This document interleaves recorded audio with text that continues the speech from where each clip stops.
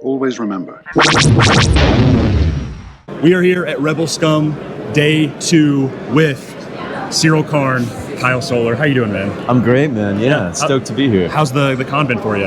It's great. This is my first U.S. con. Yeah. And they are treating me well, Yeah, dude. good. Yeah, there's some good vibes. Yeah, good to hear. Your character, 2 seasons of Andor, when you got initiated into the role, Cyril had such a complex journey.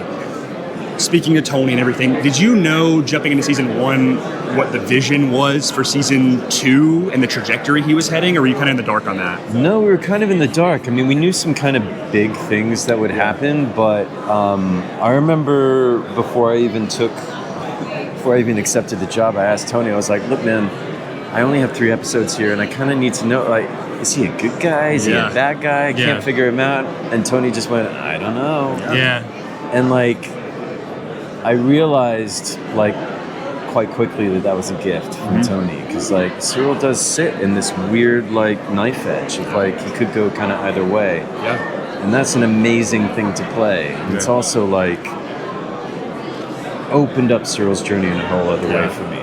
Yeah. And so then by the time he told me about season 2, which wasn't, I think it was maybe we'd just finished season 1, and he was like, here's the plan for season 2. I was like, oh, man.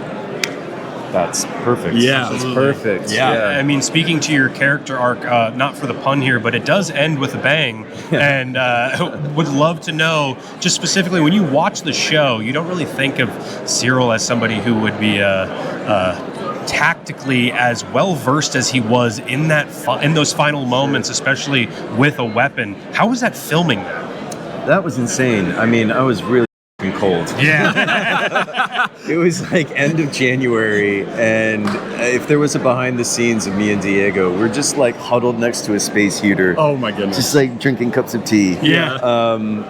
And I think we filmed it for like 3 days, but for a fight like that, you should have like a week. Yeah. It was amazing, man. But we, you know, speaking with Mark Malley and all the stunt guys who were incredible, you know, Cyril, it was nice to have a kind of like ace up his sleeve. Yeah.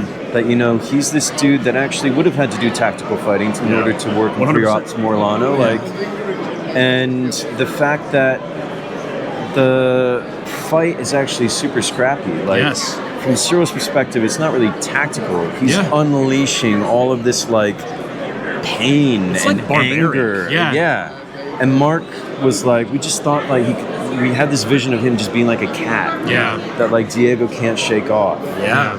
And I think the 5-10 minutes previous to that for Cyril are the most like unbelievable 10 minutes of his entire life. Yeah. And then he sees this dude, and so it's like he has this superhuman thing that comes out. It was phenomenal to watch. Both my wife and I, as much as, you know, we didn't want you to kill Diego, we didn't want you to kill Cassian Andor, but when you started laying your punches, my wife and I were like, let's go. We were up out of our seats off the couch, so it was awesome to watch. No, we were hyped. It was great to see. With the gray area that is explored, especially when you were in that dark, unknown period with season 1, now having the full story, do you have like a word or a theme that comes to mind that best describes Cyril's character and journey, now kind of being a little bit far out from the end of the show? Oh wow. God, that's a good question. I mean, sad. That's sad. I said it off camera, but my friend, not a big Star Wars guy, but he told me, he's just like, you just feel bad for him, you know? Well, because he doesn't know. Yeah. Because he doesn't know, and like his delusions of grandeur are so large that he's given himself blinkers that he can't see outside. He's drunk the Kool-Aid since he was a kid. Absolutely. You know? Like he's been indoctrinated. And really, all he's trying to do is uphold order. Yeah.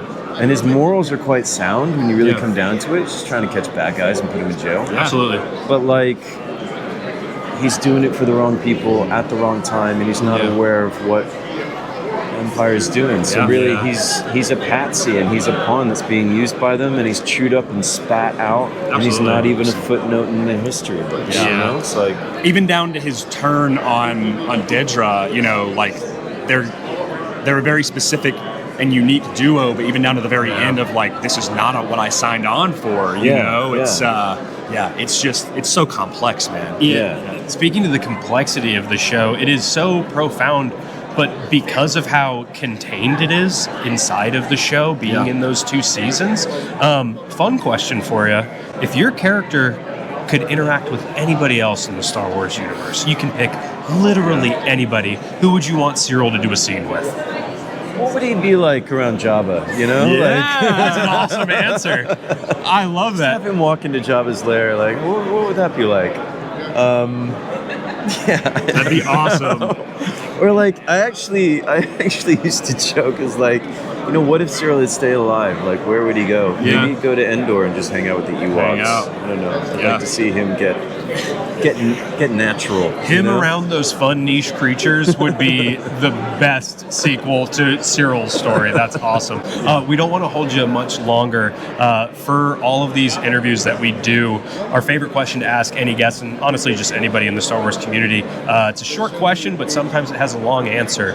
Why do you love Star Wars? I grew up with it, man. Yeah, I watched the original trilogy on VHS with my older brothers. Burned out the tapes, you know, like. But I think apart from the world that it created for me, which is something I'd never seen before, it just, the storytelling is incredible, and it's inherently about wrestling with these energies of good and evil that we are inside all of us. You know, and it's powerful, it's political, it's personal, it's challenging, it's romantic. It's like, it's kind of got everything.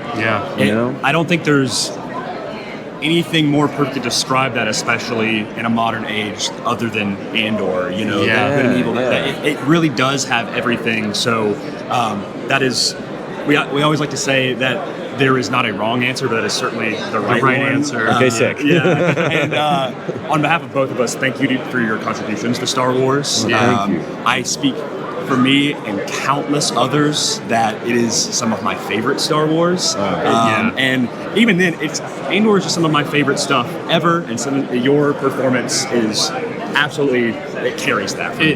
There are so many times where we talk about Star Wars and we come to things like this and it reignites our fire for why we love Star Wars, but watching Andor for both of those 2 seasons was like, man, that was gasoline on a campfire, dude. Thank you so much for your contributions to Star Wars, and may the Force be with you. May the Force be with you. Yeah.